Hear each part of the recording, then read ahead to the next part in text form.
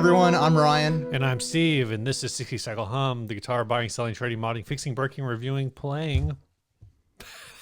Mic knocking podcast. There we go. This is our very special Christmas episode of 60 Cycle Hum. This comes out Christmas week. This is me Christmas Fantastic. week. We're going to, as a special gift to our audience, we're just going to do a normal episode because that's exactly what you want, right? We're not going to do anything different. We're not going to bog you down with some sort of awful Christmas special nonsense. This is just going to be a regular old episode of your favorite guitar podcast. And we're going to be drinking this dragon beer that Steve bought.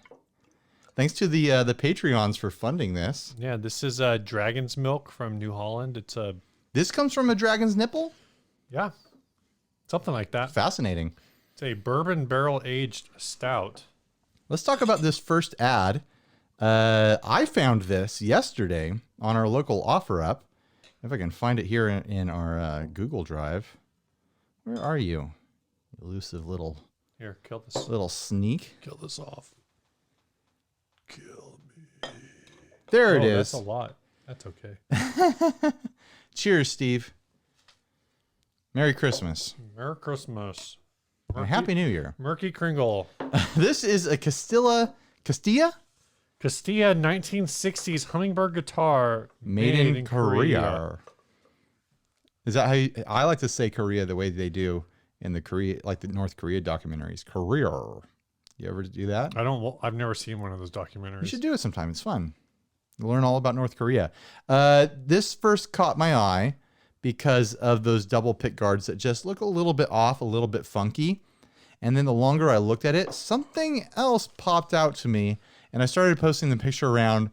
I basically used the the meme caption, "When you see it, ... Yeah. Because this guitar has two bridges, one right after the other. It has its standard acoustic bridge that the strings are anchored in, and then it has a second, smaller acoustic bridge. I'd say a good 3 inches, 2.5 inches away from the original bridge. The original bridge, it looks like the saddle's the wrong size. It looks like it's all busted up. So they must have just added that in and just said, intonation be damned.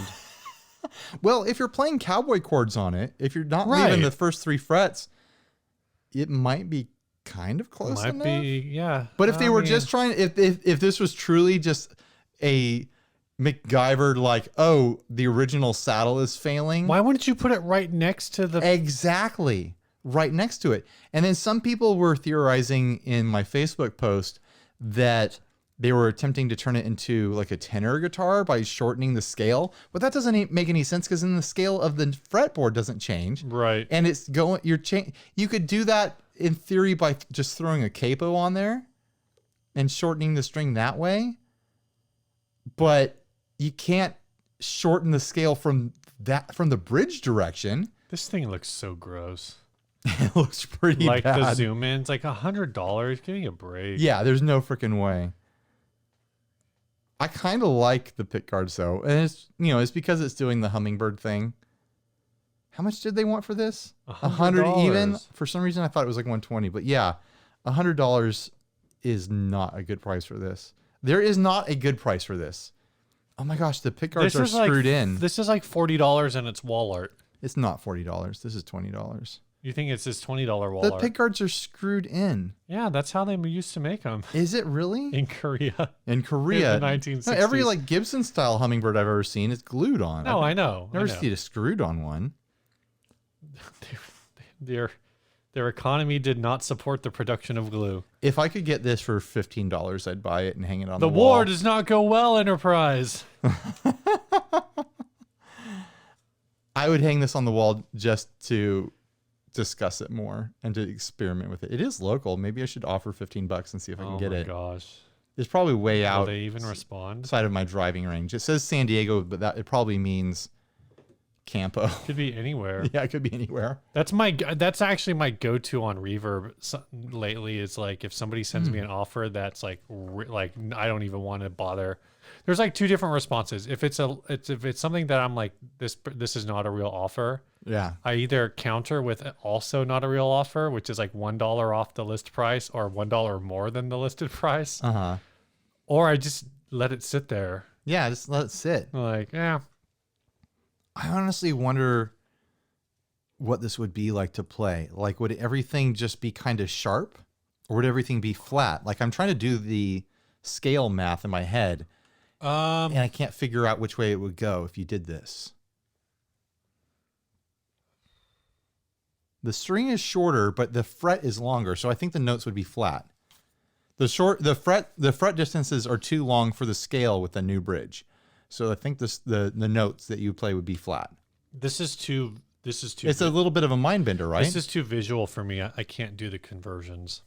I can't like. I understand what you're saying, and I go through this exercise. Like think about my Duosonic. It's short scale. Now imagine the fretboard was the same scale as a baritone. The frets are farther apart now. Yeah. So each fret would be lower. Each fretted note would be lower. Or would it be higher No, because it the would be fret higher. would be further down? It would be higher. The notes will all be higher. Yeah. But that's assuming, okay, I thought you were Because thinking if the about frets were closer together, then the note would be lower. Yeah, it would get progressively sharper because the scale is wrong until it reaches a point where it like reverses. Maybe this guitar just had really bad intonation and the person slid the bridge under there and like, I'm going to keep sliding it forward until that's the one until it's in intonation. And they're like, really? Wow. Oh, really? Wow. This bridge really needs to be up here. That's one of the things that actually was bugging me about this is I haven't looked at my Dreadnought in so long. And this is like a rounded shoulder. But I haven't looked at mine in so long that I don't know what the normal visual distance is between the sound hole. It's not that. And this is also like a small sound hole, which also doesn't help anything. I'm not going to shame that sound hole, dude. That sound hole's the right size for what it wants to be. Oh, sure. It's just smaller than I'm used to seeing. That's all I'm saying. Oh, man, what a weird piece on OfferUp. And $100 on OfferUp. OfferUp is where everyone wants to pay $5 for everything. I listed a guitar on OfferUp last night, and I have not gotten any. Which guitar did you list? That Court. Oh, the Court. That's yeah. right, that you've been trying to sell for our friend Davey. Well, I haven't been trying to sell it, and that's the problem. Oh. Just bring it over here. It'll sit around for 2 years and I won't do anything with it. It's already sat in my house for 2 years. It's kind of a cool guitar. It's like Court trying to do like a PRS sort of thing. Yeah, that's the angle I'm going. So let's sell it right now. I've been putting Paul Reed Smith in all of my ads. Like, this is a Paul Reed Smith. This has the Paul Reed Smith aesthetic. Right. No, it's definitely trying to do that thing, that kind of like mid 2000s, like everything looks like a PRS sort of thing. Yeah. It's a cool guitar. I plugged it in today. It sounds all right. It sounds like a guitar you would expect a dual humbucker Korean guitar to sound. Sounds like a guitar. You're selling it for like $200, right? Sounds like Hoobastank. It sounds like Incubus. I've got it up for $400. You have it up for $400? Yeah, the last one I saw on eBay was like $380. All right. I mean, I'll pretty much take any offer $2 over a certain amount, but that amount is $400. So. $400 or any offer above that. You want to offer $600? That was a thing that I'd never experienced locally, and it blew my mind when I saw people talk about this online. Is that, oh yeah, if somebody on the ad says OBO, like that's like, oh, I'm listing it for $400, but if you want to get in a bidding war, let's do it. And I'm just like, what? Just waiting for that bidding war. They're like, yeah, if I list for $400, like that's the bottom line price. OBO is like, if you want to secure your purchase, you're gonna have to pay more than $400. I'm like, what?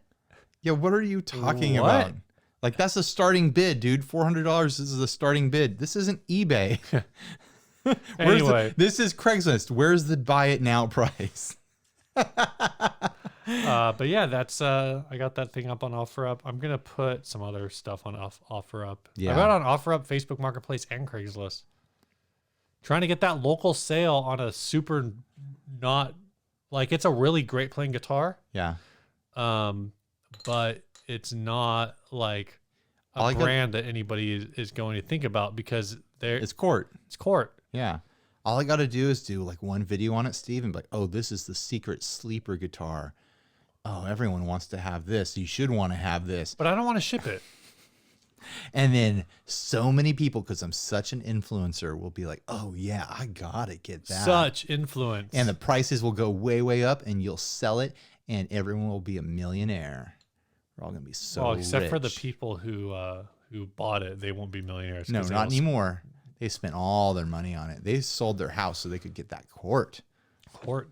Yeah. How do you feel about courting, Steve, as a dating oh my gosh. idea? Is this a road you want to go down? No. I did reveal a few episodes ago that I was homeschooled, so. Yeah.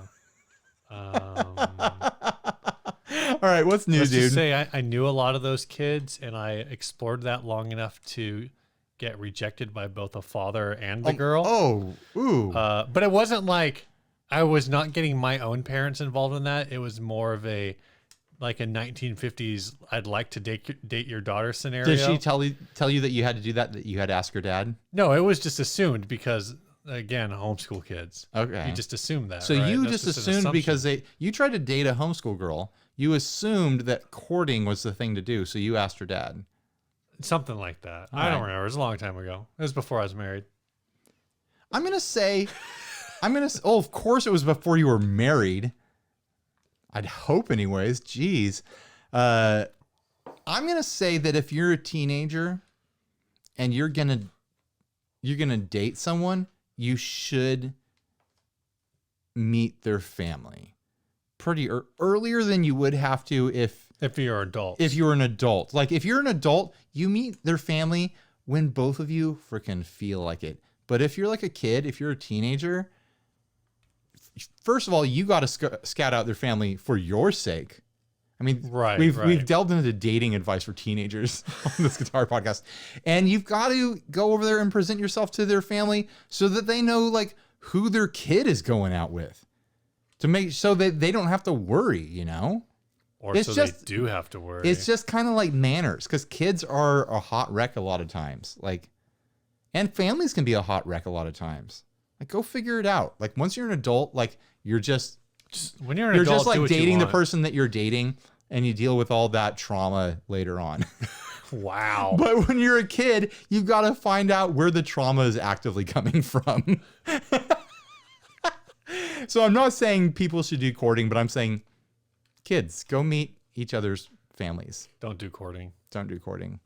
See, I was homeschooled and courting was like pushed towards us, but I was looking at it like, I live in the 20th century. Like if I'm expecting to like go out on a date with a girl and like her dad's going to be like driving the horse, like the hay buggy or whatever, like the way courting is pushed, like, right.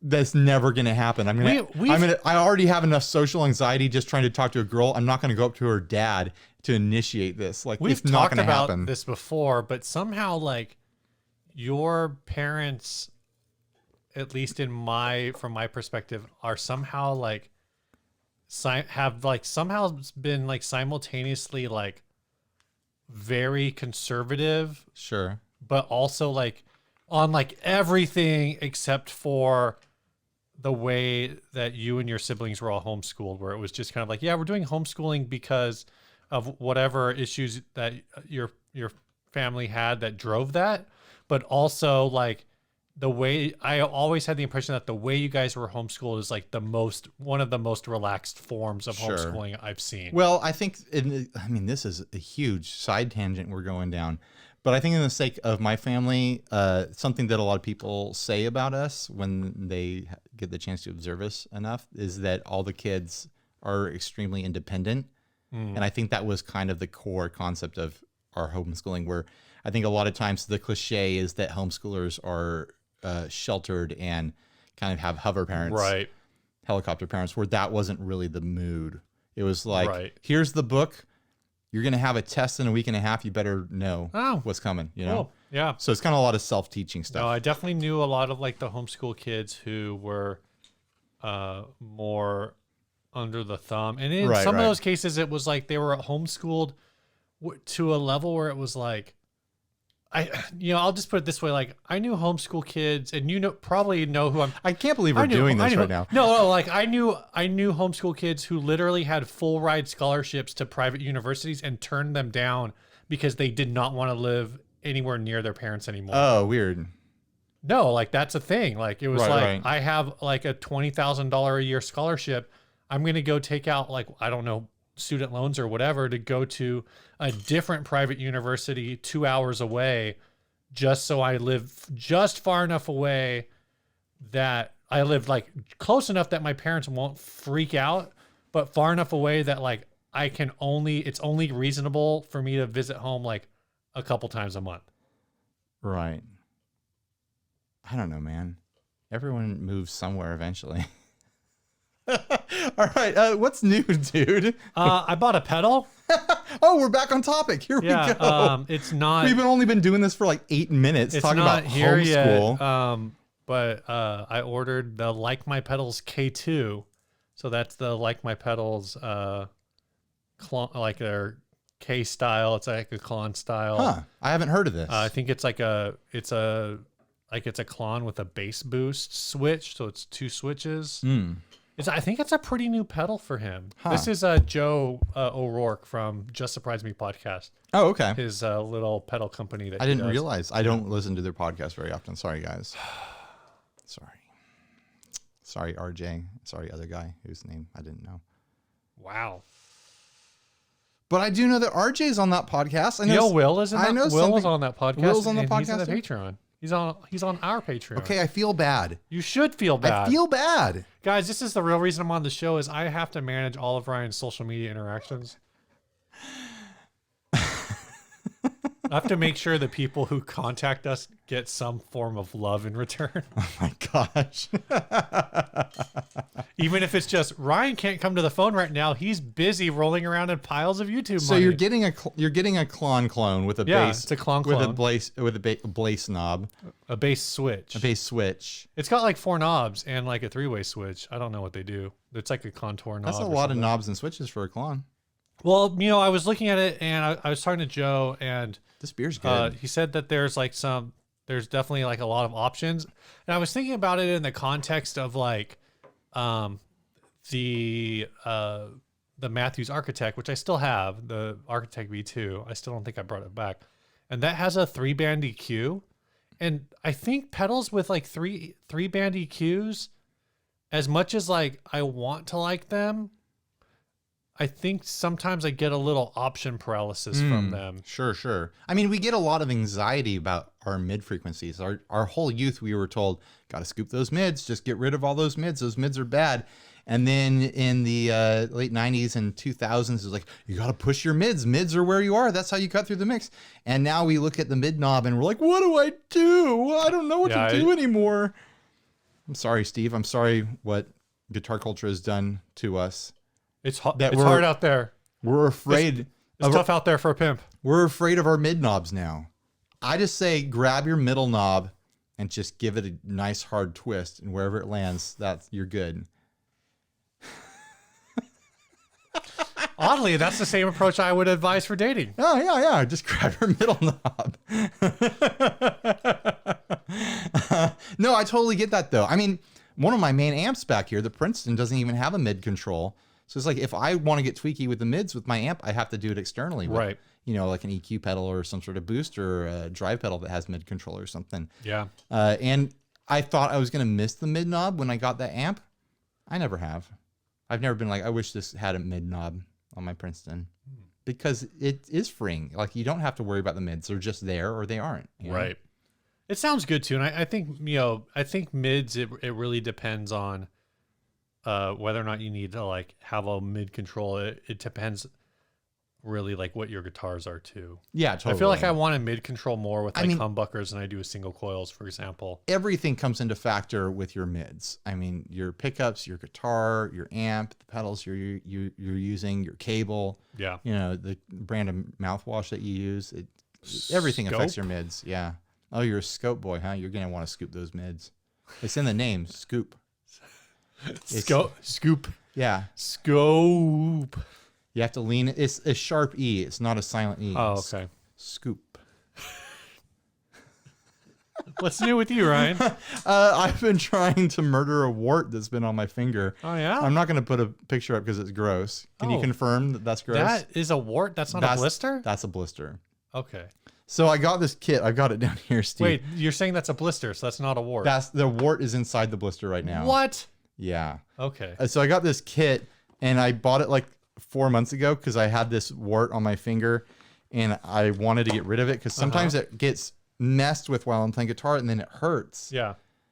And it sucks, and it gets caught on strings or whatever. It's right there inside it. You can see it right there. So I bought this kit, and I finally got up the nerve to use it because I wasn't scheduled to play at church for a couple weeks.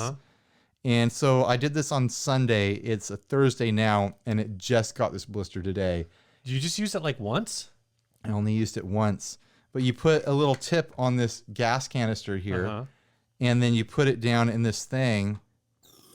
Yeah. And it sprays like cryo. It sprays the cryo juice into the tip, and then you press the tip against your wart, and it freezes it for you, so you don't have to go to the doctor anymore to do this. Because I have a history of warts on my hands when I was a teenager. Oh. And I was always in and out of the dermatologist. Speaking of dating, getting them frozen off, and this is the first one I've gotten as an adult. Interesting.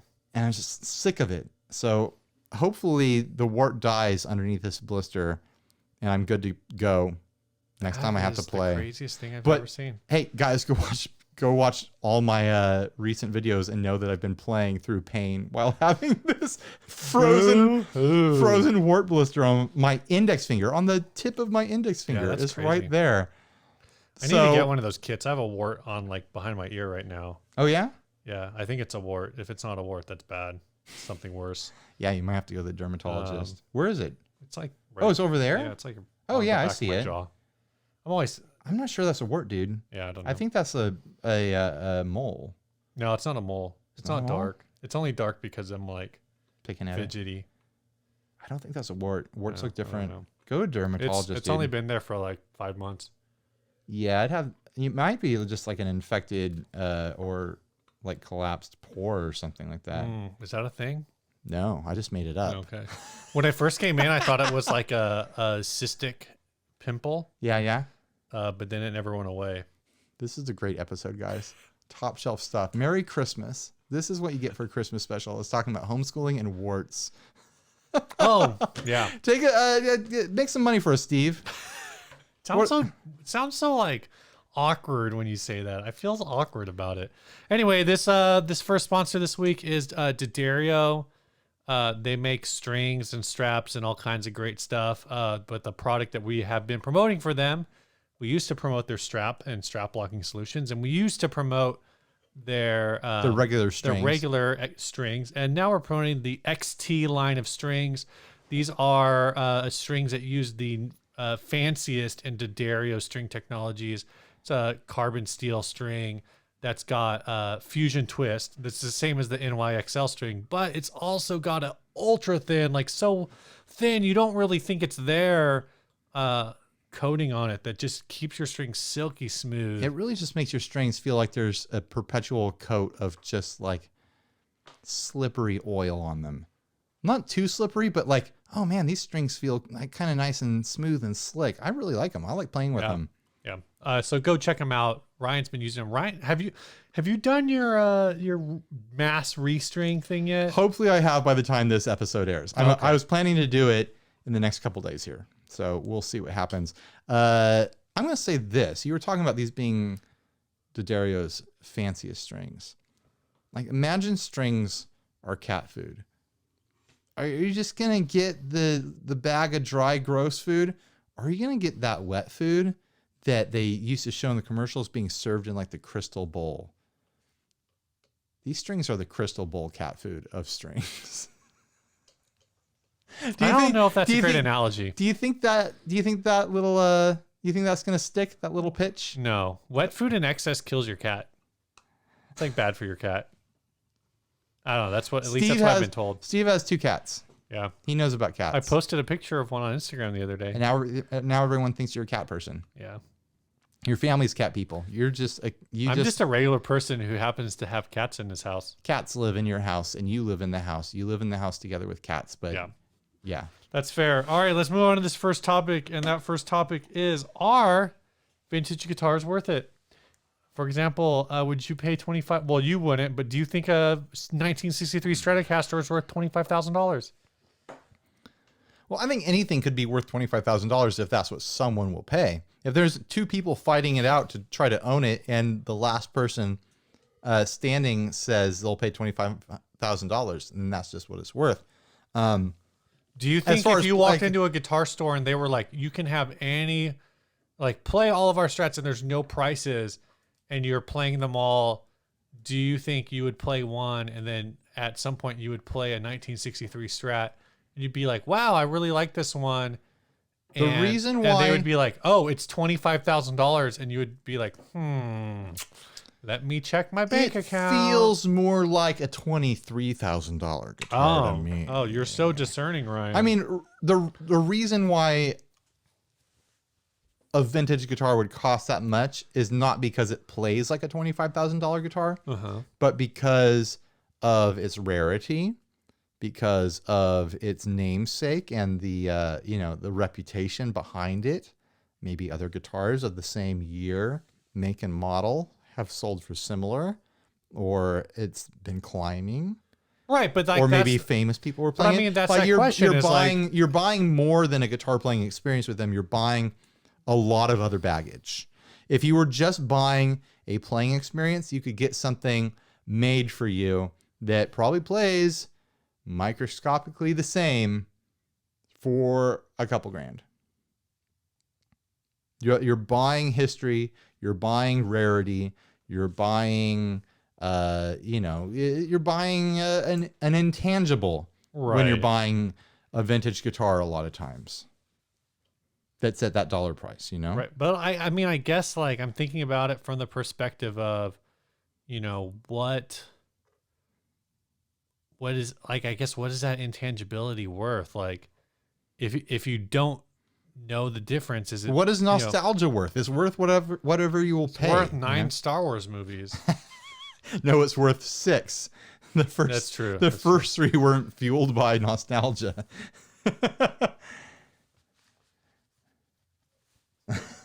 It's true.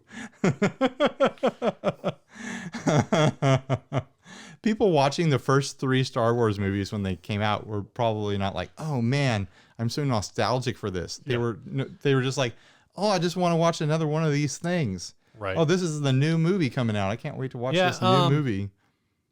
No one was like, oh man, everything's it's just because Star Wars has been with me my whole life. No one said that when they watched Return of the Jedi. All right. So I guess the angle I'm thinking about on this is, like, at what price point?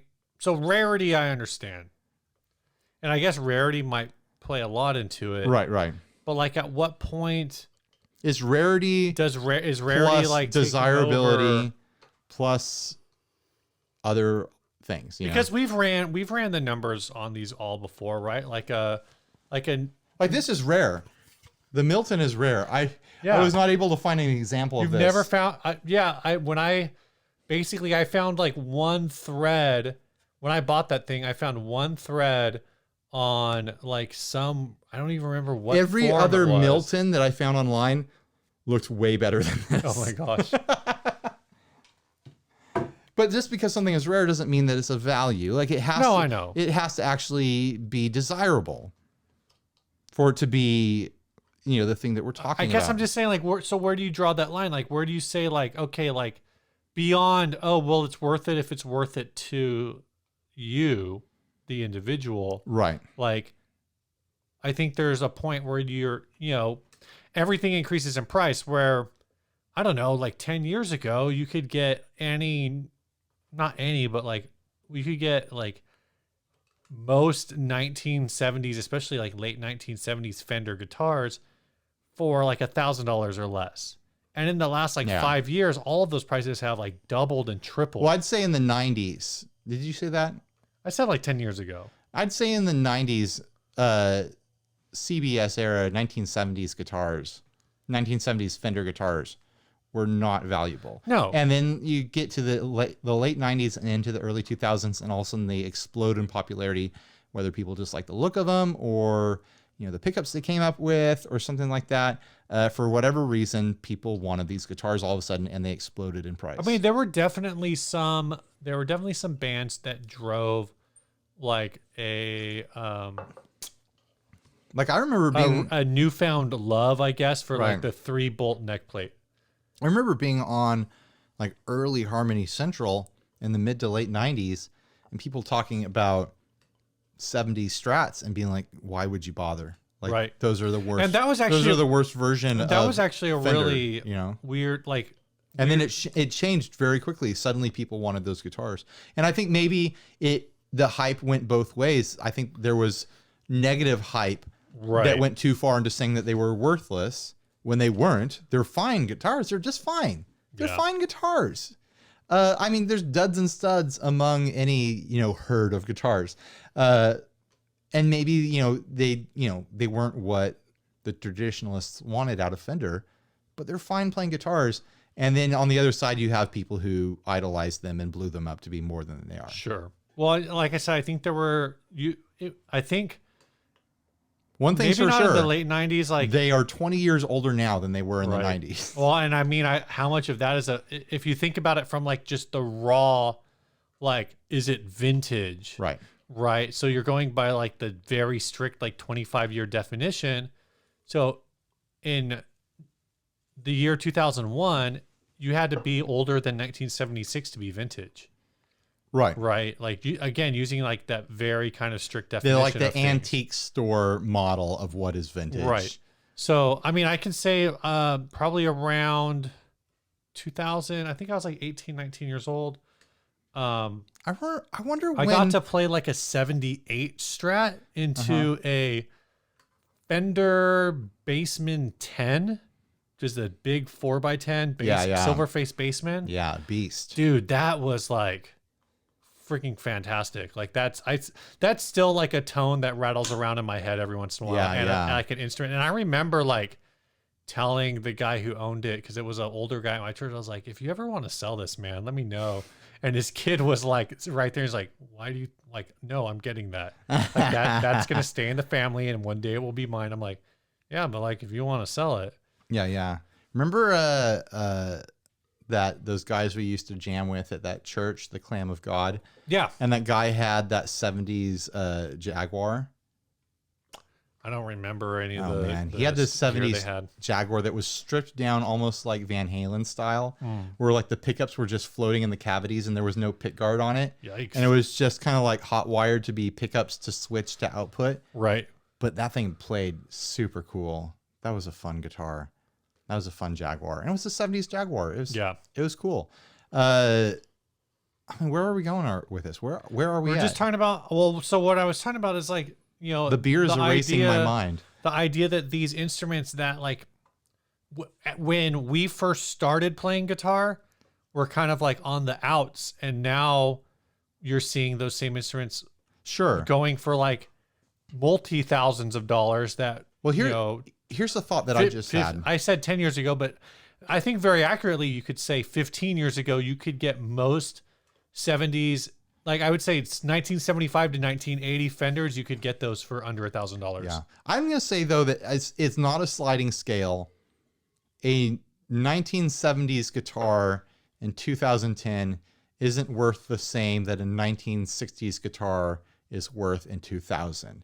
Like there's That's true. There's certain cultural baggage with electric guitars produced in between the beginning of electric guitars in the 50s through, you know, the heyday of classic rock culture through the late 60s that are Right. always going to carry a certain amount of cultural baggage. Well, not always, but until all the boomers are dead. It's going to carry a certain amount of emotional, cultural baggage that they're just going to be worth a lot more than everything else that came after them. That's actually kind of an interesting point, and really it's both an aside, but it's a unique take for both instruments. Is when you think about Les Pauls, and there's there's a really obvious reason for this, but also for Fenders, like we talked about CBS versus pre-CBS. So you're looking at like 1960, basically 1965 versus 1966. So maybe spreading that out a little more, like a 1963 Stratocaster is going to be worth a lot more than like a 1967 Stratocaster. Right. Like just because one is pre-CBS. Didn't Robert Baker just get a 61 or something like that, or a 62? You aren't following him, but I saw something posted about it, but I didn't watch it. He just got a super vintage Strat, and it looks beautiful. Good for him. That's what I'm saying. And then the other side of that is the Gibson Les Paul, which I think there were none manufactured from 1961 to 1968, I want to say. So that's why, like, and then the interesting thing there is, so like a 1968 Les Paul is, I haven't priced them in a while, but let's say a 1968 Les Paul is probably worth $4,000 to $6,000. I want to say that it's probably in that ballpark. Maybe it's a little more, but it's probably not more than say like $15,000. And I realize that's a huge window, but the point I'm working back towards is that a 1959, 1960 Les Paul is worth $50,000. Right, like it's worth, like, it's astronomically different. Right. That basically the pre-manufacturing stoppage, and then you get into the 70s and you get into Norlin era Gibson, and it just like the bottom kind of starts falling out really fast. But it doesn't have that cultural baggage I was talking about. Right. And I think that's really going to be a thing until we get past this hump of people who are thinking about those years of certain guitars, of really just a small grouping of big name brands at this point. But it's, nostalgia is a bitch with this stuff. Like, people, it's funny because people get angry that they're so expensive, but then like you look at them like, the reason you're angry is because you want one, and that's why they're so expensive, is because so many people want them. Yeah, I mean, there's that's a very point. real supply and demand thing going on with these vintage instruments. And the supply is static, like whatever exists. If anything, you could say that the supply is dwindling as people buy them and hoard them, opt to not sell. Yeah, exactly. Right. They hoard them and they keep them, and eventually some of them get taken out of the economy of guitars due to house fires or floods or things like that. I guess think about it in the context every year there are less 60s Strats left in the world. Think about that. Ew. There's less. The number's not growing. Accidents happen. There's tragedies, and there's less now. Yeah. So that supply and demand thing, and there's more guitarists being born every day, and so that demand is growing. The other thing that's it's interesting to think about this in the context of last episode's topic regarding like whether like will electric guitars die out, is attached with that cultural baggage. We've seen instrument prices kind of like go up and down with the rising popularity of artists. So it's like the classic example for this is the Montgomery Ward's was it the Hutto, JP Hutto, whatever guitar that Jack White popularized in the White Stripes. Before the White Stripes, you could get that guitar like any day of the week at any pawn shop for like $150. Well, they were an oddity. Those are you talking about the Airlines? Yeah. Yeah. They were an oddity. Like, I remember a Moonlight Music had one of those on their wall forever. And then, the White Stripes break, and I'm pretty sure they sold it pretty quick. Yeah. But they had this funky. Well, and those guitars also went my point was just like they went from being like $150 $50, $200 to being Yeah. like $8, $9, $1,000. Like literally, They became collector's over pieces. a couple years. Which is crazy because a lot of them are very challenging players. Yeah, They're not a modern guitar They're made by out of any plastic. respect. And it's the kind they're of made out of glue. I've thought for a while, like if I was back to where I used to be financially, where I was making good money, I'd probably own a couple of vintage Mosrites right now. I just would. Just sell that half. I know, right? But that's another guitar where if you play a vintage one, if you get a chance to pick one up, they're not a modern player at all. Yeah. They have those like micro speed frets on them. They're just super tiny. Like super tiny. I feel like pretty feel flat. like the ones I've played, the necks are like weirdly like the tiny frets, and I feel like the fretboards themselves are really flat, but the necks are like really big. Their necks are very unique. And I learned something recently about this. I watched a video of Simi Mosley in his workshop that he had in the 80s, and he was talking about where he came from. He worked in the Rickenbacker factory. Oh, So okay. once I heard that, I was like, oh yeah, every like vintage Mosrite I've ever played has that super weird neck shape that is actually kind of a throwback to a Rickenbacker now that I think about it. Yeah, that makes sense. Yeah. But just that being a vintage guitar, and they're affordable for vintage guitars. You can pick them up $2,000-3,000 for a 60s Mosrite, which is like far, far, far away from the mid 20s that Gibsons and Fenders are fetching because they have, history with, all these famous players. Mosrites are only useful for one genre of music. And that's the Ramones, and then it's the Ventures, and then it is funny that it is a punk rock guitar and a surf guitar and a country guitar. Like those are the three genres. Mosrites were a big like Bakersfield country. Oh, really? Guitar. Yeah. I watched. Who was it? I don't know. No, yeah, okay. It was Buck Owens. Yeah. Playing a jazz master. Oh, okay. In a video not too long ago. I think actually that was a video that I think got circulated really post the whole thing with Fender saying like with the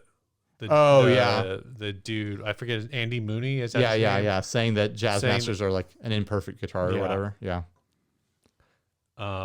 I don't know. I'm kind of on his side. They're kind of a temperamental guitar to deal with, but when you get them dialed in nice, they can be like those Fender offsets can be a lot of fun. But I really liked I really liked Mike's article on it on the Mike and Mike's guitar blog. His article, he didn't really say. I feel like if you read it holistically and you read it open-mindedly, he didn't say that Andy was the dude from Fender was like outright wrong. What he was saying was these offset guitars from the 60s were built for a very specific purpose. Yeah. And they don't, if you try to use it, it's like, yeah, I got a Toyota Corolla. It's a fine car to get me from A to B with okay gas mileage. If I try to go off-roading in it, if I try to like put it into like a drag race, it's going to explode. Like it's not built for that. Well, they're very specific guitars. And if you look at it versus a Strat or a Tele or a Les Paul, anything with a tune-o-matic, guitars that just kind of take a beating and require very little maintenance to keep going, even if they start to slide out of spec and out of intonation or whatever, like most people can keep playing them. An offset's just a lot more temperamental. Yeah. If the bridge shifts or your screws get loose or something like that, stuff starts to go wrong really quick. But if you fall in love with an offset, then that's just your jam. You just love offsets, and you learn how to keep them in spec and keep them dialed in the way they need to be. What were we talking about again? How did we end up here? Vintage guitar markets. Are they worth it? Let's move on to the next ad. I think we've beat this to death. So are they worth it, Ryan? They're worth it if you want them to be. You know what? It comes down to a scene in Rick and Morty where there's an infinite amount of Ricks hanging out in Jerry's house. I don't know if you've watched the show at all, Steve. I know who these people are, but that's it. And there's a version of Rick from one of the alternate timelines, alternate universes, that's very nice. And the other Ricks look down on him. He's talking to Jerry, and they become quick friends. And Jerry's like, I want to show something to you, and I want your honest opinion on it. And he brings him into the bedroom, and he shows him a set of collector's Star Wars memorabilia coins. Mm-hmm. And Rick is like, this version of Rick is like, Jerry, I'm not going to tell you that these are valuable, or that they'll ever increase in value, or that they'll ever be meaningful to anyone else. But I can tell that they mean something to you. And that's what's important. Right. And that's really what it comes down to with this vintage stuff. Like, if it means something to you and there's someone else standing there saying that it means a certain amount and you can go above their amount, that's the value of it. And it has nothing to do with the playability. It has everything to do with all these other kind of like intrinsic and not measurable factors. So are they worth it or not? That's up to you. That's my answer. All right, next ad is for this holy bass. Yeah, this was sent by Mark Schwartz. I feel like, in addition to Mark, I feel like I think Will LaHue might have also posted this. He might have. From the Just Surprise Me podcast. This is a Fender Squier modified jazz bass, a PV amp, and a Digitech pedal board for $150. I hope this guitar is 15% off. Oh boy. Because that's how much is missing from it. Squier modified jazz bass has had 3 large holes drilled in it for weight relief. One of the holes, it's also for wind resistance. So yeah. This bass can go a lot faster. So when you do your bass flips, it'll go more smoothly. Well, if you skydive with it, it'll fall faster. Oh, okay. Yeah. There's speed holes. Speed holes, yeah. What do you... well, here's what I'm going to say. My initial thought and observation when I saw this is I know exactly what tool was used to cut these. And it's the tool that's used by contractors to cut like doorknob holes. Yeah. Or to cut...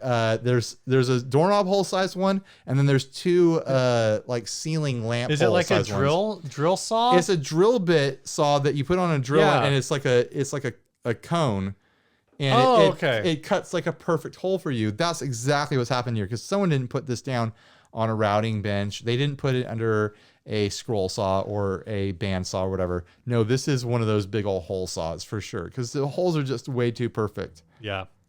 There are 3 of them. There's a smaller one close to the upper horn, a large one in kind of the armrest area, being overlapped by the pickguard, which is funky in its own right. One is overlapped by the pickguard. The other one that's by the control plate is overlapped by the control plate. Yeah, almost overlapped by the bridge. It's right next to the bridge. I don't think there's any rhyme or reason for the placement other than just like, oh, here's a piece of wood that I can remove. Yeah. But that pickguard is like that crazy neon green abalone, and it's just so funny that the edge of it is hanging over the hole like that. That really it bugs me. Yeah, I don't like it. It comes with this little PV practice amp. It's like a I forgot about the extras. 12-watt whatever amp, and it also comes with an RG whatever. The Digitech RP200. RP200. The RP200 is actually like bolted on. Oh my gosh, it is to the side of. It's like got a little thing so you can mount it. I think that might be one of those like. You know what? We want to make fun of this right now. Mm-hmm. But this is like my home, like sit on the couch practice rig. Right. I got a Boss Katana Mini with a Zoom MS 550G Velcro to the side of it, and this is what I like play guitar with when I'm sitting on my couch. I could see. So I can't really judge this because it's exactly the thing that I do. There's a little piece on this RP200 that makes it look like it might be very easy to like dismount it. I'm not. Totally it might even sure. be Velcroed. Well, no, it's got. I'm saying you see this part right here. Oh yeah, it is bolted. Wow, that's crazy. Yeah, but I think it might, because of the way that bolt is, it might just kind of hang out there, and then when you lift the amp up, it might like slide off. I don't know. It does look like it could slide off. Here's what I'm going to say. I don't think this is a bad deal.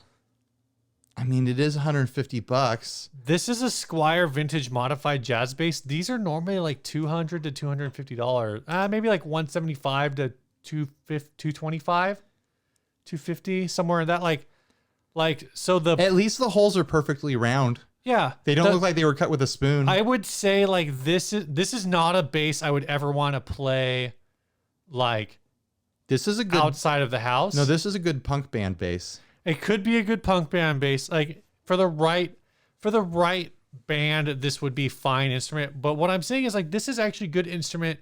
This weight relief is done in a pretty simple.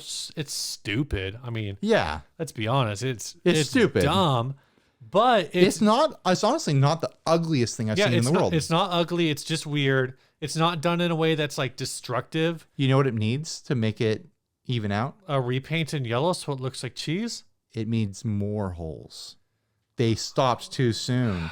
You do more holes and it becomes a theme. Where would you put more holes? There's man? room for more holes, and I'm not saying the same size. You got to do smaller holes. I think but maybe more holes and make them smaller. I want to see a hole underneath or like on the lower horn with a clear pick guard. I want to see holes in the pick guard showing the wood through to carry the theme. Just straight through the pick guard. To carry the theme through where the pick guard is. So you see holes in the pick guard, but there's not holes through the wood underneath. So you're just getting bits of wood through the pick guard. So here's the thing, right? If this is just the bass for $150, I'm saying pass. But I think I could sell the RP200 and that bass amp for at least $50. That's what I was thinking. If not, I think I could try to push for $100 and get around $75. I think it'd be tough. There's a lot of good amps and effects on the market these days. Someone's going to buy that just because they need to, get a kid their first amp and effect or whatever. Well, I'm saying like $40 each. For each? No, I'm saying $50 for both, dude. I don't know. Anyway, they're connected together. They belong together now, Steve. Regardless, okay, $50 total. That makes this $100 bass. Yeah. And this is a huge bang for the buck for $100. What do these go for, pristine? Like I said, I want to say they go for like 175 to 225. That like sounds about right on the used market. Yeah. Yeah. I mean, I feel like I said, I think this is a good punk rock bass. You're in a band, you want to look trashy. It don't matter. Like you want to look like you don't care about anything. You get the bass with holes in it. They're like monkey grips. You could stick your fist in there and just grab the guitar and swing it around. I'm with you. I feel like I would not go to this deal without being prepared to lowball. Mm-hmm. I'd look at it and be like, oh man, would you take 100 and see what happens? And then be like, oh, what about 125 and see like if you can get it for 125. But yeah, it's really not the worst thing in the world. You think it came originally with those? The cheapest local pickup. This is a local pickup price on Reverb is $250 for just the bass and a gig bag. Yeah, 150 does sound pretty nice. And like I said, like when I first saw this, I was like, this is stupid. Right. It's still kind of stupid, but the price is also stupid in a way that works. The price is right. It's close to right anyways. Both Adam Sandler and Bob Barker would approve this price. The price is right, Bob! And it's got a thumb rest. A place to rest your thumb. Finally, my thumb's been so tired. You're a thumb rest user. How do you feel about that joke? I would use that thumb rest. It wasn't a good joke. Oh, okay. You would use that thumb rest? I like that. You used to have a thumb rest that was right where the pickup was. Yup. Do you use a thumb rest that's that far out on the body? You could. You could. If you want to get that neck tone, you could is use that that for position. Is that for slapping? No, you wouldn't use a thumb rest at all if you were slapping. Oh, that's true. I don't know how to slap the bass. You slap it with your thumb. So I don't really know how to do it either, but Yeah. I've seen enough videos. I watched a video on it and then I was like, I'm never gonna do this. Why am I bothering? It's with confusing. This? It is confusing. I feel confused just knowing that it exists. All right, pay some bills for us, Steve. Who's our next sponsor? Chase Bliss This Audio? next sponsor is Chase Bliss Audio. They make pedals smarter than you are. That's true. I don't know when it's gonna land, but they are currently making those bloopers. Those bloopers are gonna be hot and ready at some point here. I saw a picture of a big old rack full of them, just hundreds of bloopers. Just a rack of bloopers. Getting put together. If you don't know what the blooper is, go watch the videos on it. It's a collaborative effort with the Knobs demo channel. Yeah.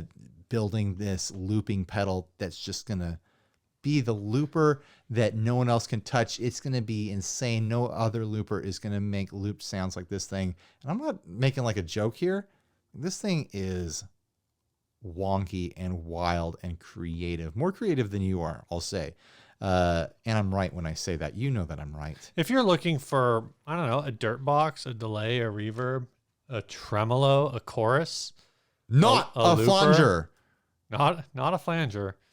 Go check out Chase Plus Audio. All of their pedals, except for the Dark World, have a digital brain and an analog heart. That Dark World's got a digital brain and a digital heart. I love that Dark World. I've been using it a lot. All right. Let's get on to the next topic. This is going to be kind of like a very conscious topic. Like, we're really thinking about this one. We're thinking about saving the world, you know? Oh, I screen grabbed this and then we took save the world, right? Billion pictures. Beto Rodriguez asks. Yeah, Beto. Cheap pedals versus polluting the environment. Yeah. And Craig Breslin says, damn, I like that one. Yeah, so this is inspired by the DoD right now has a bunch of stuff on sale, or rather Digitech has a bunch of DoD pedals on sale. Mm-hmm. And one of them is a 7-pack for $300. Jeez. They're really trying to clear that stuff out. It's a bummer to me. Are they? Like, that's the thing that I have to wonder is, like, are they actually clearing them out? You think they're still producing new ones? I don't know, because they do these kinds of sales like once every couple years. I think they've got a warehouse full of them and they're just trying to keep product moving. So this sale is the 280 compressor, the meat box, the 201 phasor, the 250 preamp, the gunslinger, the bone shaker, and the 410 bifet boost. If I was a bassist, I'd buy a meat box today.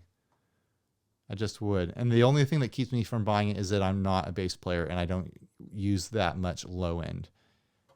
Also, like, I've been a little bit tempted to buy. If you are a bass player, though, would you need a pedal to do low end? That's who uses them, man. Really? That sub octave. That's what it's all about. It's all about just rattling people's bone marrow with that sub octave. I've been tempted to pick up one of the reissue 250s just so I have it in my collection, even though I have like a dozen 250 circuits in my collection now. But I don't have one of those, even though they all kind of sound the same.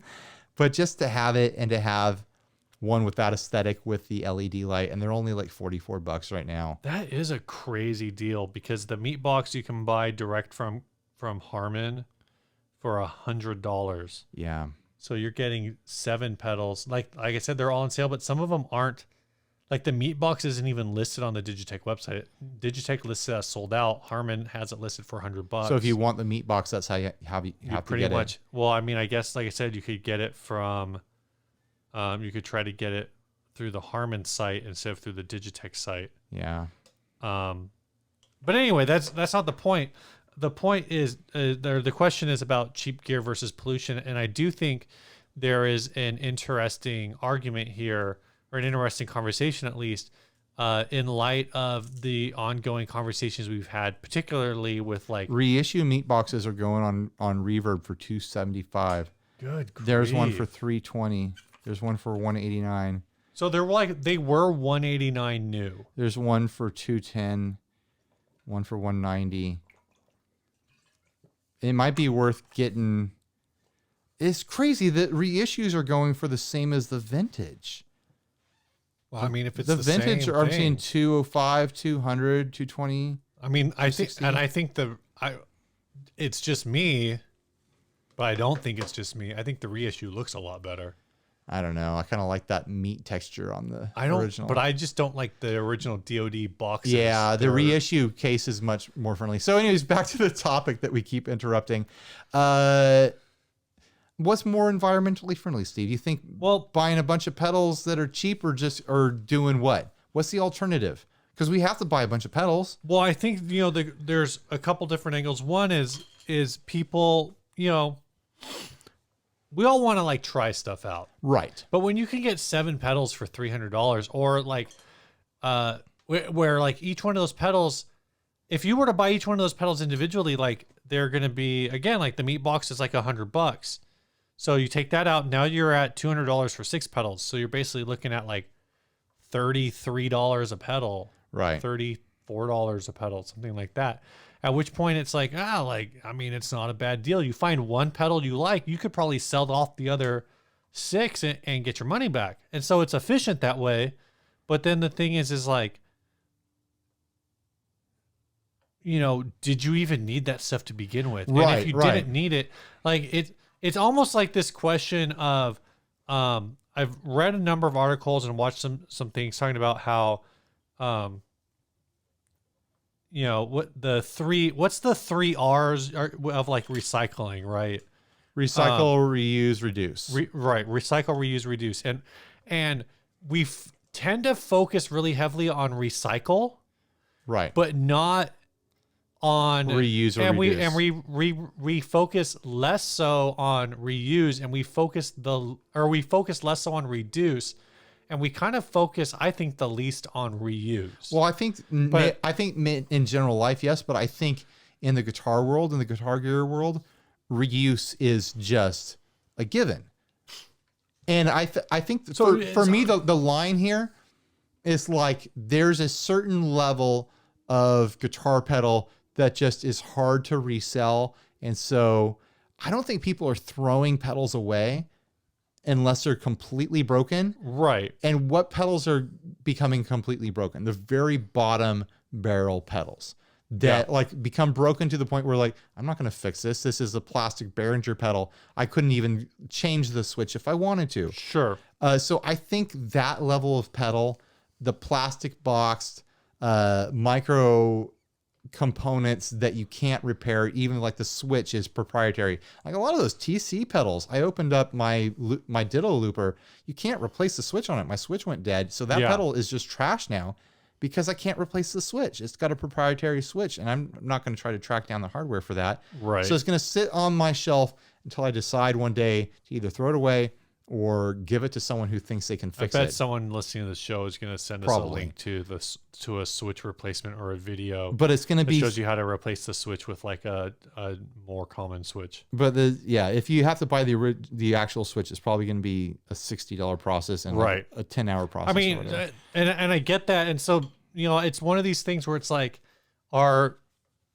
it's not exactly the same. And actually, like I agree. Like I think the guitar world tends to be more reuse friendly, right? To an extent with certain items, because at the same time, like you go on Amazon and Google overdrive pedal, Google overdrive pedal, right? And you're gonna have your mainstays, you're gonna have your Ibanez's and your whatever, and your your Boss and your EHX and whatever, and then you're gonna have 100 miniature green boxes from 100 different brands, whether it's Rowan or Moore, Joyo, Bayang, like I don't know, and like even I would even say like brands like Joyo and Bayang and Moore to a lesser extent are like trying to do their own thing, right. But like I guess all the like, brands that look the way they looked 10 years ago, the Donners, the Donner Rowan, it's probably more like Donner Rowan, K-Line, I forget who else, but like there's just a bunch of these mini pedals that it seems so obvious that they're all the same pedal. Right. And some of them, Echo, EKO is one of them, where I know somebody I saw on a forum, they bought a pedal that was branded, I forget what it was branded, but they opened it up and it had the PCB still had the branding from like the actual OEM. Right. And so like, I think the OEM, it wasn't Moore, it was... wasn't one of those that cloned an EHX pedal so closely that they actually put the EHX like copy on the circuit board? Well, no. So what that was is it was I know it was a different thing. It was actually in the software. Oh, right. The software code at the end of it said like, there was like a line at the end of the code Mike that said Matthews. like, basically it was like, thank you for purchasing an EHX pedal or whatever. But yeah, so there's these brands that do that, and they're just like these mass produced. And we've looked into it like a little bit, where if you are wanting to resell those in the United States, like you want to get your own stuff printed, we've looked into doing like 60 cycle hum mini pedals just for laughs, as a gag, like to like have a a tube screamer clone and just call it the green one, right? Or like or like not a tube screamer. Yeah. Or something like that. I think if we did it, then like the Klon style would be called not a tube screamer. The green one would be called definitely a tube screamer. The delay would just be like lots of repeats. I don't know. The point is like, so we looked into that, and like the minimum order is like, I think 5,000 or 500 units per pedal. So if we wanted to open a pedal line with like 4 bass, like 2 drives, say like 2 drives, a delay and a reverb, we'd have to order 2,000 guitar pedals. And even if they're, like $10 a piece, it's way outside of our budget. Well, it doesn't like matter what they are, right? The point is like someone will produce that for us. Oh, totally. And this is a thing that's like happening a lot. And then after they produce it for us, we're going to have a garage full of mini pedals that we can't possibly ever get rid of. And then that's bad for the environment. Like those are going to be preserved for thousands of years for anthropologists to find in my garage. Oh my gosh. After a local volcano buries us in soot. And it's like, joking aside, it's like, I think the reduce question is just interesting. Like the idea, like to buy less.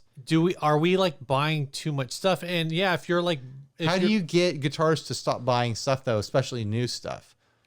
You think there will become a time when there's just so much used stuff on the market that it's just not viable for new products to exist anymore?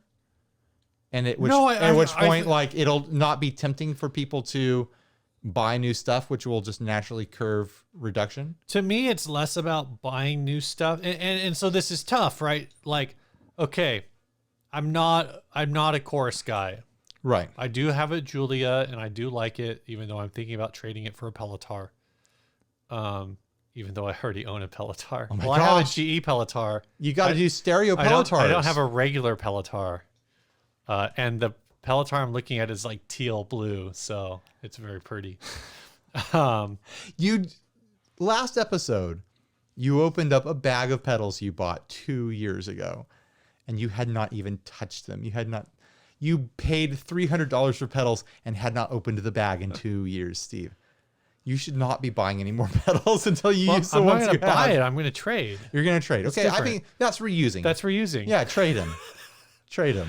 At some point here, pedals are just going to be currency. We're going to be like, I need to go buy a gallon of milk.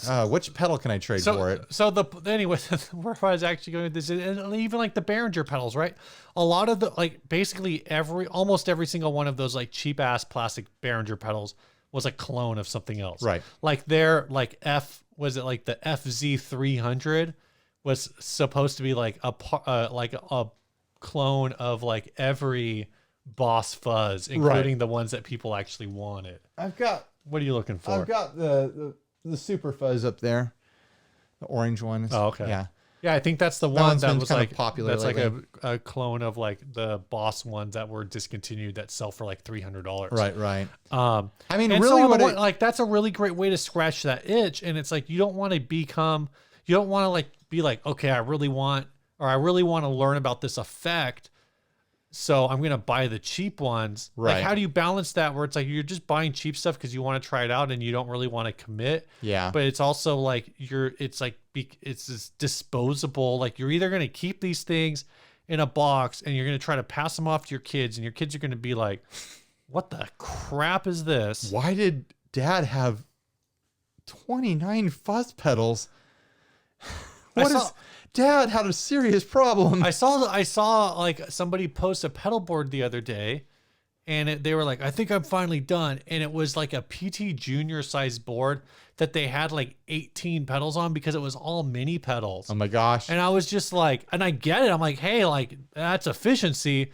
But at the same time, I'm like, is this really like, is this on the flip side? I'm not thinking about guitar pedals as being like the biggest or even a significant contributing factor towards the destruction of global environment. Oh, I'm sure they're not. I mean, it's a. I'm sure like the plastic jug, the milk I buy once a week is making a bigger ding in the environment than, the 3 or 4 petals I buy a year. Oh, I got a question. Yeah. On that, in regards to that, because your wife does succulent arrangements a bit, does she fill the entire like terracotta pot with dirt? No, she uses like pool noodle spacers. Oh, okay. Yeah. My mom uses K-cups. Oh, really? Yeah. So I was gonna say little coffee cups. Yeah, I was just thinking about it because you're talking about like, oh, I got all these half gallon or gallon jugs. I'm like, Yeah. you could cut them in half and put them in the bottom of your. I've thought about things. I thought about that as an irrigation scheme for my yard because water is very hard to come by in Southern California. I don't know if you know that. Sometimes it falls from the sky, but most of the year it doesn't. Like if I just cut them in half. If I cut a bunch of like plastic jugs in half and buried them 2-3 feet underneath the surface, would water pool up in them naturally, and then like trees and plants would like utilize that? I have no idea. Is that an idea? I don't know. But then I'd always be digging holes and burying plastic, which is what our landfills are doing anyways.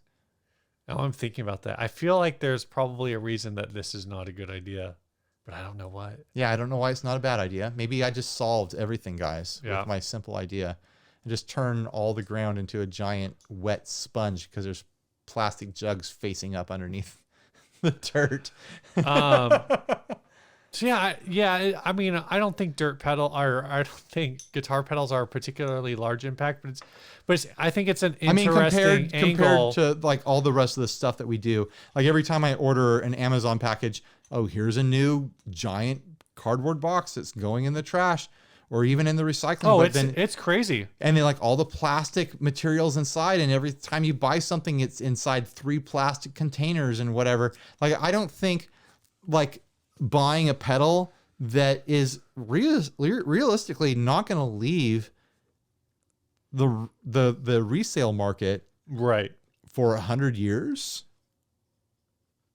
at most. This stuff, like You think a guitar pedal? most of this stuff when it breaks is fixable. I guess. I've got maybe 2 pedals in mind that I've owned out of hundreds over the years that became unredeemably broken.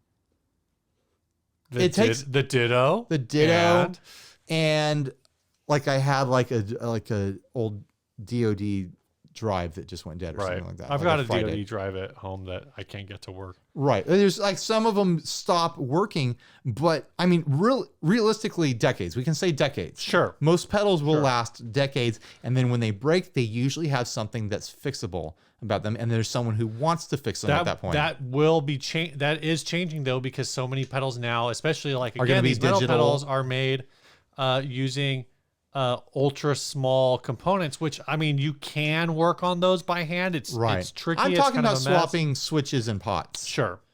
Like I don't think switches and pots are going to change. I think the pedals that are gonna be bricked eventually are the digital ones that operate with Bluetooth and things like that. Right. Like, eventually, those are just going to stop working. Like they're not going to be a pedal you're going to pass on to your grandkids someday, because your grandkids aren't going to play guitar. Guitar is dying, guys. Sorry, there won't be guitar for your grandkids.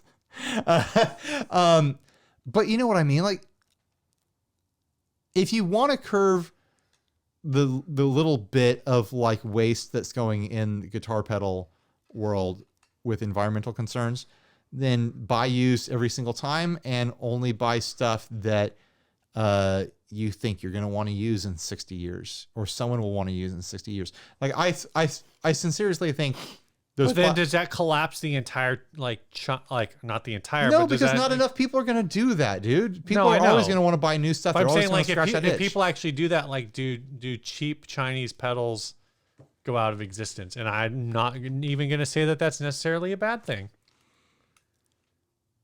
I think people, here's the idea. If you're serious about this, if you really want to think in this way,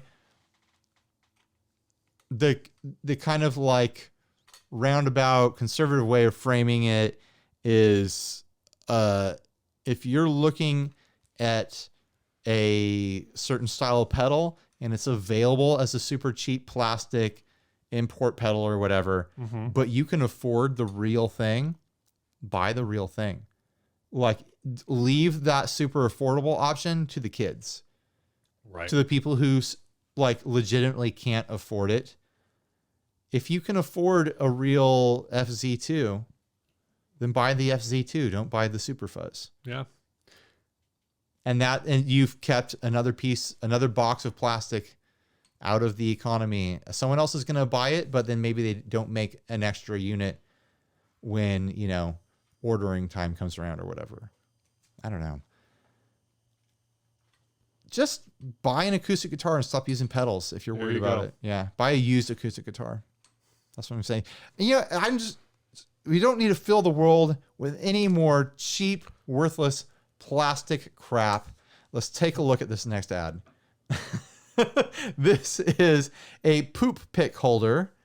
It is a literal piece of plastic crap. This was sent by John Bott. It says it's made out of clay, acrylic paint, and it's made out of clay? Mod Podge. What's Mod Podge? Mod Podge is just like glue. Yeah, it's kind of like a clear glue that's used for craft supplies. I wrongly assumed this was made out of plastic, but apparently it's made out of clay. This is handmade. This is a $10 handmade item and an Hey, adorable handmade poop guitar pick holder for you and your friends.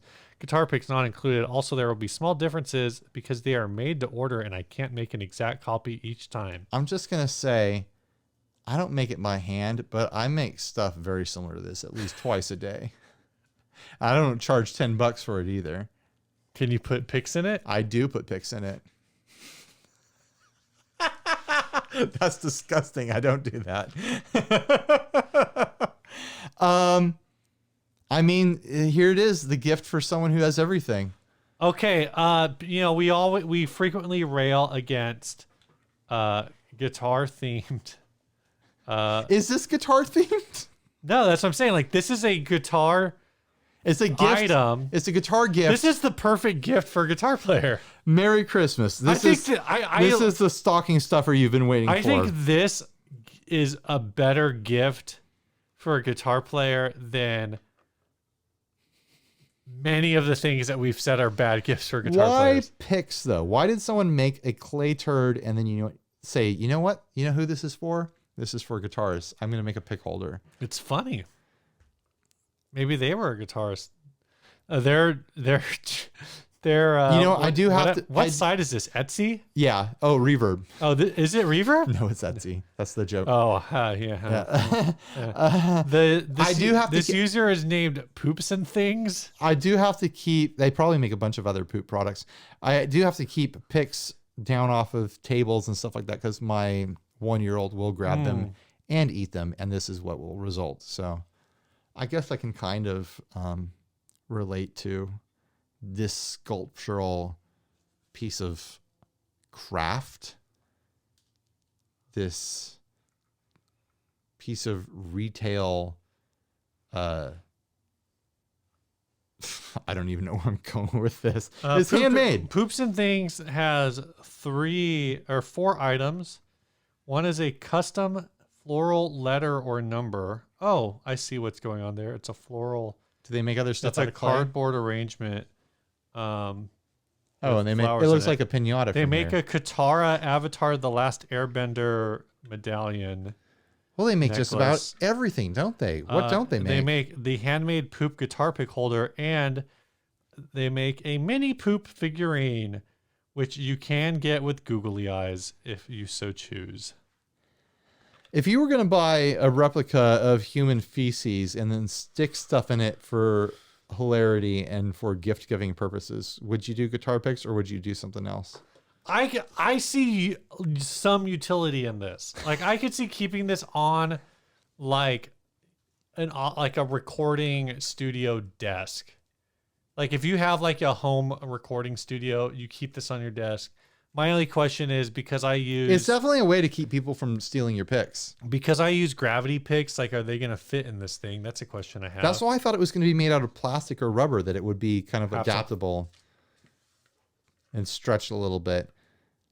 I would be more into this as a pencil or pen holder if it had a couple holes in it and you can like stick your pen in it. Mm-hmm.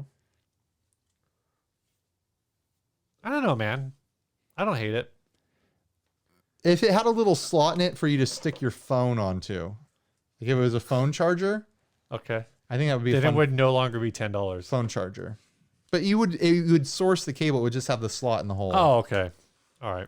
I don't know. Gotcha. Or it would be just a phone holder to hold your phone up. Maybe some sort of drink coaster. If you could make like a cow patty drink coaster that just looked like poop. Anything but a pick holder, it sounds like, is what you're going for. No, I'm just wondering like what else could you do with this concept? Because pick holder just seems so random to me. Like there's not any joke there. It's not like, oh, you know how there's always picks in poop?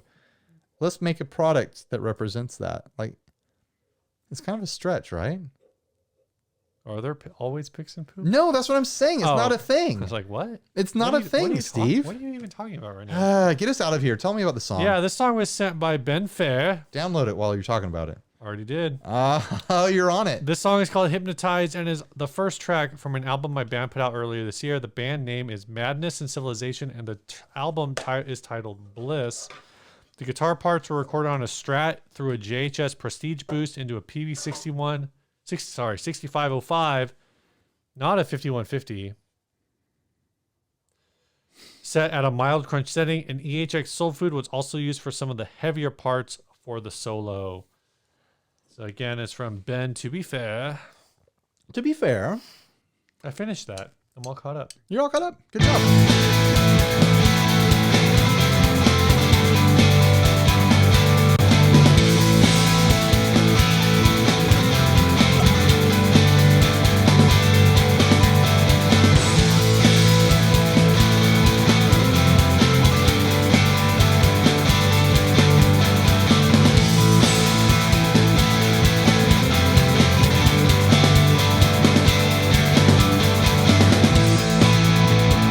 Despite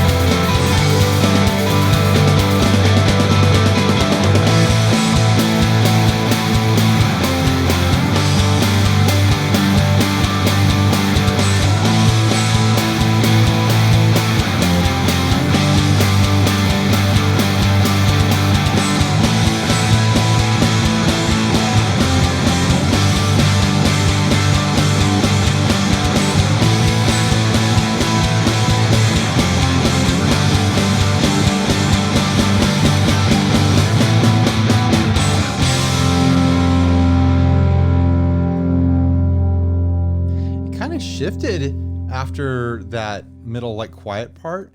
Yeah. And it like turned into like almost like a local H kind of vibe. It was a fun song. I can hear that. Bye everybody. Stay grounded. See ya.